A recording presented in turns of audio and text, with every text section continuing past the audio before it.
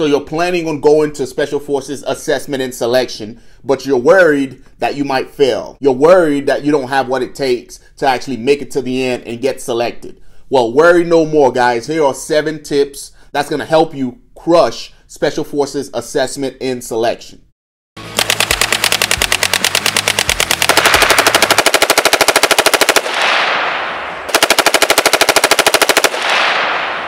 Tip number 1, guys, you have to be a good leader.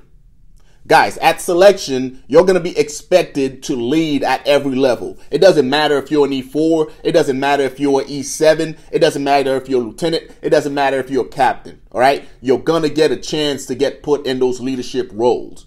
And it's one of those things, guys, you got to know how to lead, right? So as soon as Casual looks at you and tell you, hey, roster number 4, you're in charge, you snap into it automatically, all right? It's like a switch just flipped in your brain, and you just snap to it and start giving out commands. Roster number 1, I want you to go handle X, Y, and Z, task condition standard, execute. Roster number 5, I want you to go execute X, Y, and Z, task condition standard, execute. Roster number 5, quit giggle pussing around. Number 2, you gotta be a good follower, right? Just like that switch flipped, as soon as you're taken out of that leadership role, so you were put in charge of an apparatus getting it from point A to point B, as soon as, mission is complete, switch goes back off, right? And then you go back into following mode, right? When in charge, guys, be in charge. When it's time to follow, you also got to follow, right? You can't be a good leader if you don't know how to follow. Tip number 3, guys, you got to be flexible once you hit Special Forces assessment and selection. A lot of guys are rigid, right? They like structure, especially my guys coming from Big Army.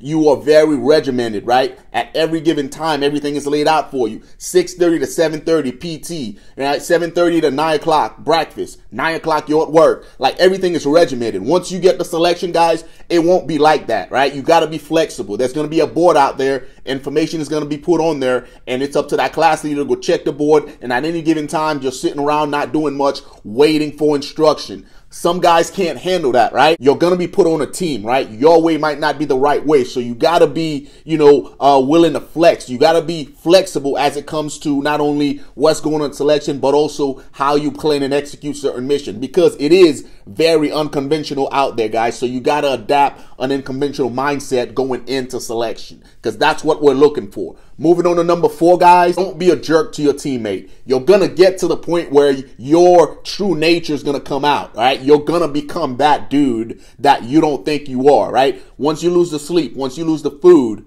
everything's going to show, guys. That's the whole intent behind selection. They're going to peel back that onion and see what you're made of at the core. I challenge you to not let that show, guys, because as soon as hangry, whoever comes out and they start acting and treating their teammates different, right, guys, it's gonna hurt your chance of getting selected. Tip number 5 is you gotta know when to eat and drink while you're at selection, right? So you gotta stay hydrated and you gotta eat.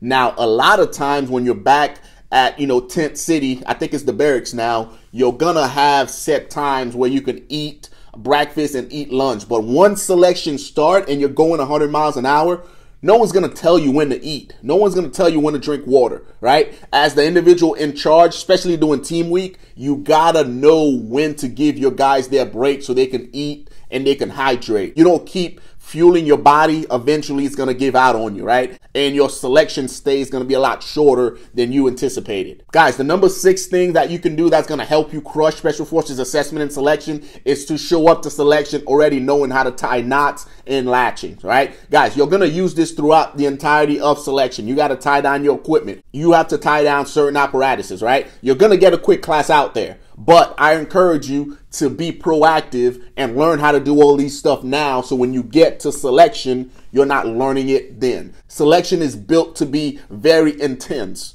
right? So the more you know going in, the easier your stay is going to be, guys. Let's check out the next tip. Last but not least, guys, it goes without saying, don't quit. A lot of guys quit selection for no reason at all, right? It starts getting a little bit tough. Next thing you know, they quit.